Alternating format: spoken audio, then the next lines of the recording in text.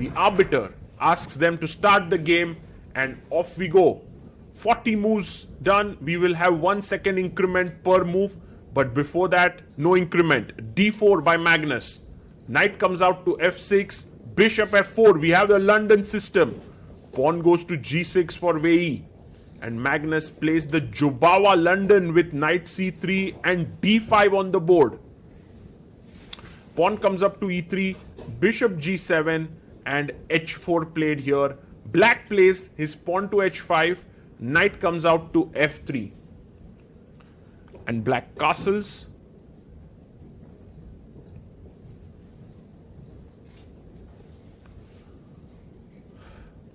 And Magnus Carlsen is thinking here what to do. He goes knight to E5. He brings his knight into the center of the board.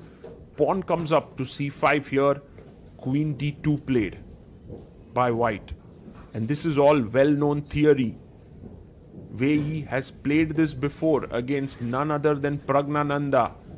He played the move knight C6 here, but here he goes for a slightly different approach with bishop F5. Magnus still goes F3. There's a possibility to open up the position later by G4. Wei takes, pawn takes, and now we have transposed into Prag versus Wei, where Prag had gone bishop B5. Magnus thinks for a bit. He has 9 minutes on the clock, Wei 6.5 minutes. I believe Magnus is just trying to take stock of the situation, just making himself feel at ease with the position, and now does play bishop b5. Knight takes pawn is the move that has been played. Yes, takes. And pawn takes here. Knight goes back to d7, and now the main move here is long castle. But Magnus makes a small error. He takes on d7.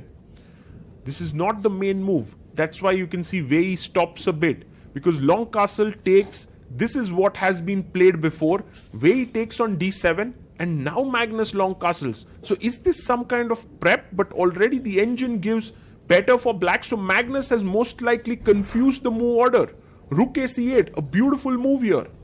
And the point is, after knight d5, black has queen e6, not rook c2, but queen d5. Magnus simply takes it very quickly.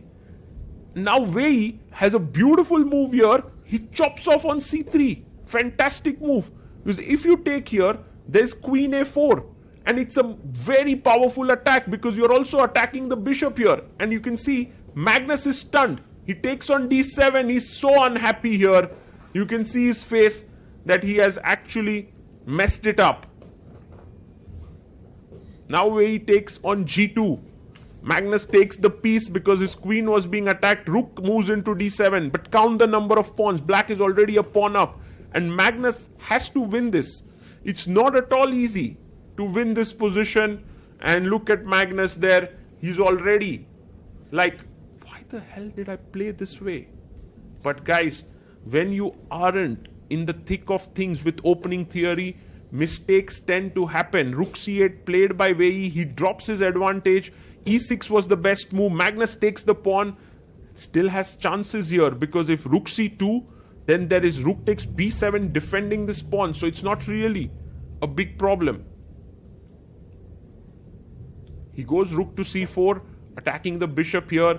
Bishop comes back to c1.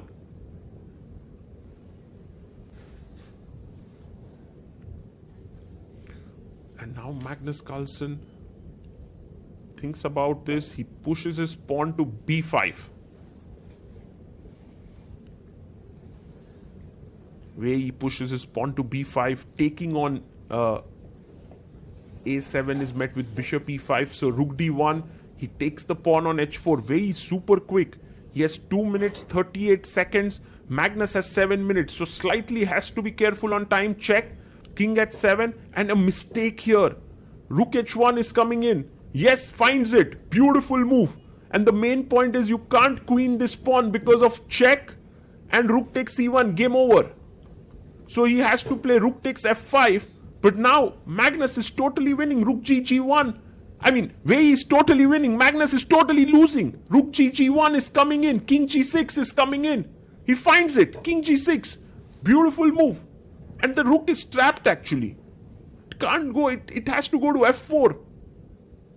I'm thinking about some tactics with rook c1, king c1, bishop h6. No, there's a check here or there's a check here and you lose the rook. Okay, so you don't have to be like too quick to do that.